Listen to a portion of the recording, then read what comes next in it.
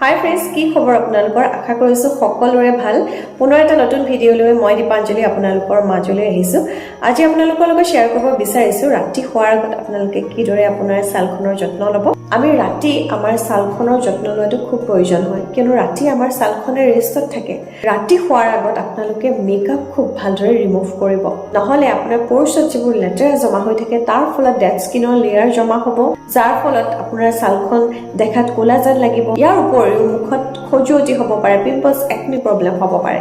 সেয়েহে আপোনালোকে খুব ভালদৰে আপোনাৰ ছালখন প্ৰথমতে চাফা কৰি ল'ব আৰু তাৰ পিছত আপোনালোকে চেৰাম লগাব পাৰে, আপোনাৰ স্কিনত নাইট ক্ৰীম লগাব পাৰে। এতিয়া প্ৰশ্ন হ'ল, এই নাইট ক্ৰীমটো আমি কেনেকৈ তৈয়াৰ কৰিম? মাৰ্কেটত বিভিন্ন ধৰণৰ আপোনালোকে নাইট ক্ৰীম পাব, ভিটামিন ই যুক্ত, ভিটামিন চি যুক্ত বিভিন্ন ধৰণৰ চেৰাম বা নাইট ক্ৰীম কিনিবলৈ পাব, যাৰ দামো যথেষ্ট হয় আৰু য'ত কেমিকেলৰ মাত্ৰাটো যথেষ্ট থাকে। সেয়েহে মই আপোনালোকৰ লগত শ্বেয়াৰ কৰিব বিচাৰিছোঁ একেবাৰে সহজ পদ্ধতিত তৈয়াৰ কৰিব পৰা এই নাইট ক্ৰীমটো। ব'লক তেনেহ'লে পলম নকৰি চাই লওঁ এই নাইট ক্ৰীমটো আমি কেনেকৈ তৈয়াৰ কৰিম। ইয়াৰ কাৰণে আপোনালোকে ল'ব বাদাম তেল, যিটো মই 100% পিয়'ৰ বাদাম তেল মই ব্যৱহাৰ কৰিছোঁ। বাদাম তেল 2 চামুচ ল'ব, 2 চামুচ বাদাম তেল আৰু 2 চামুচ এল'ভেৰা জেল।